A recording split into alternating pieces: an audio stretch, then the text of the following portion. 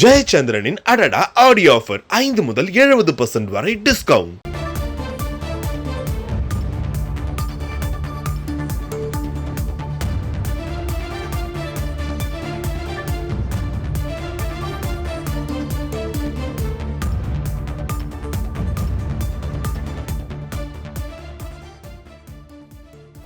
மதிமுகவிலிருந்து மல்லை சத்யா தற்காலிகமாக நீக்கப்பட்டிருக்கிறார். மேலும் விவரங்களை செய்தியாளர் ரமேஷ் வழங்க கேட்கலாம்.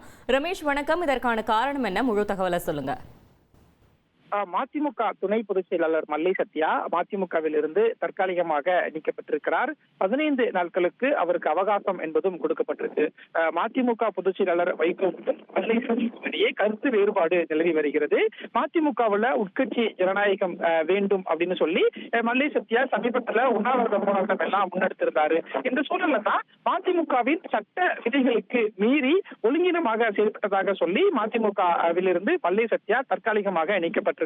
மதிமுக தலைமை அலுவலகத்திலிருந்து மல்லை சத்யாவுக்கு நோட்டீஸ் அனுப்பப்பட்டிருக்கு. அந்த நோட்டீஸ்ல 15 நாட்களுக்குள் பதிலளிக்க வேண்டும் அப்படின்னும், 15 நாட்களுக்குள் எழுத்துப்பூர்வமாக பதிலளிக்கவில்லை அப்படின்னா மதிமுக தலைமை மல்லை சத்யா மீது ஒழுங்கு நடவடிக்கை எடுக்கப்படும் அப்படிங்கிற ஒரு நோட்டீஸும் மல்லை சத்யாவுக்கு அனுப்பிக்கப்பட்டிருக்கு.